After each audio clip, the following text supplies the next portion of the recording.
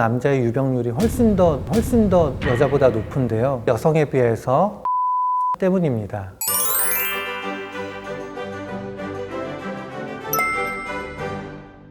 네, 안녕하세요. 한솔병원 외과 전문의 이철승입니다. 오늘 주제는 탈장입니다. 탈장은 굉장히 다빈도 질환이고 남녀노소에서 모두 발생할 수 있는 질환이고요. 고령 인구의 증가함에 따라서 발생률이 점점 높아지고 있는 질환이기 때문입니다. 장기가 나온다, 뭐 이런 느낌인 걸까요?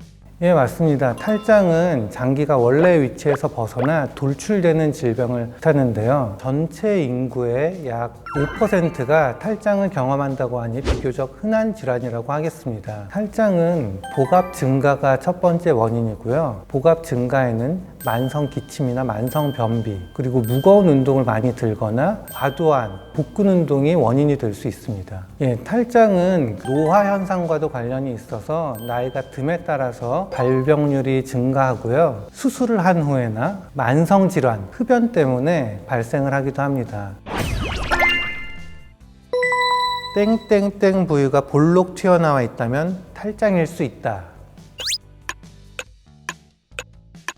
정답은 서해부, 대퇴부, 제대부, 반은부 모두 될 수 있는데요. 탈장 환자의 4명 중 3명은 서해부 탈장입니다. 서해부 탈장은 복부와 허벅지 사이에 사타구니에서 발생하는 탈장으로 양쪽에서 발생하는 경우가 흔합니다. 대퇴부 탈장은 사타구니가 접히는 부위의 바로 아래쪽에 발생하는 탈장이고요. 상복부 탈장은 복벽 탈장이라고도 하는데요. 배꼽 위 그리고 흉부 아래쪽에서 발생합니다. 그리고 배꼽 탈장, 제대 탈장은 배꼽 부위 그 부분에서 주로 생기는데 이 부분은 선천적인 영향이 많습니다. 과거 복부 수술을 받은 부위에서 발생하는 반은 탈장, 운동선수 치골 통증이라고도 하는 스포츠 탈장 등이 있습니다.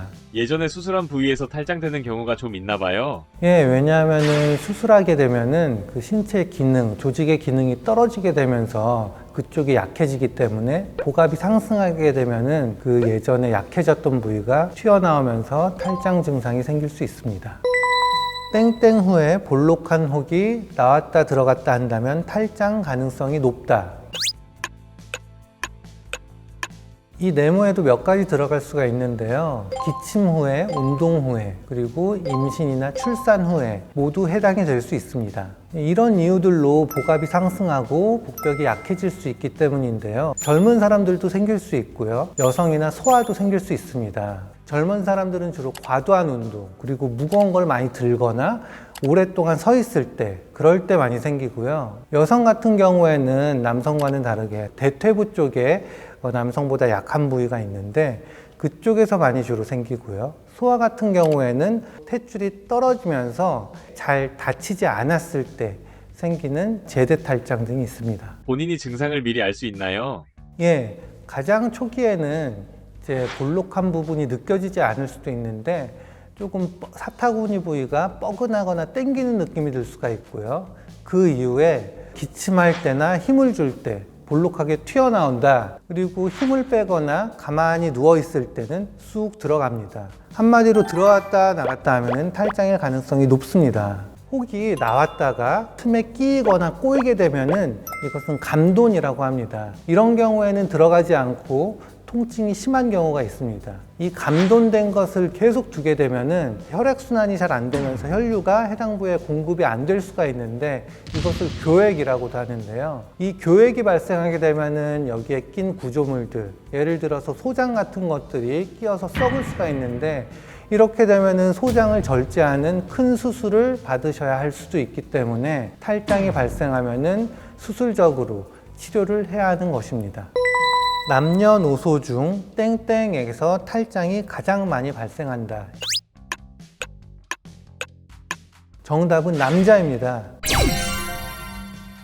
노소를 불문하고 남자의 유병률이 훨씬 더 여자보다 높은데요. 그 이유는 남자의 복벽이 여성에 비해서 더 얇고 약하기 때문입니다. 하지만 대퇴부 탈장은 여성에게서 더 많고 사타구니 탈장보다 더 깊은 부위에서 생기기 때문에 복강경 수술을 하지 않는 경우 재발될 가능성이 더 높습니다. 탈장 진단은 땡땡으로 가능하다. 네, 탈장은 대부분 진찰이나 촉진만으로 진단이 가능합니다.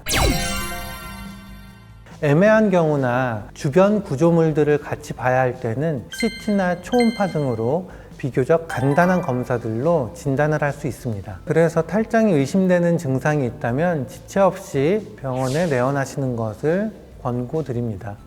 탈장은 수술이 유일한 치료법인데요. 요새는 수술이 굉장히 간단하게 이루어지고 있습니다. 특히 복강경으로 구멍 하나만을 뚫어서 단일 통로를 이용해서 수술기구와 카메라를 진입시켜서 수술하는 수술법들이 간단하게 시행이 되고 있고요. 대부분 수술하고 나서 당일 또는 다음날 바로 일상생활이 가능할 정도로 요새는 많이 간단해졌습니다. 탈장 수술에 대해서는 다음 시간에 이야기를 해볼 텐데요. 궁금하시다면 좋아요 꾹, 구독 꾹, 알림 설정 꾹 눌러주세요.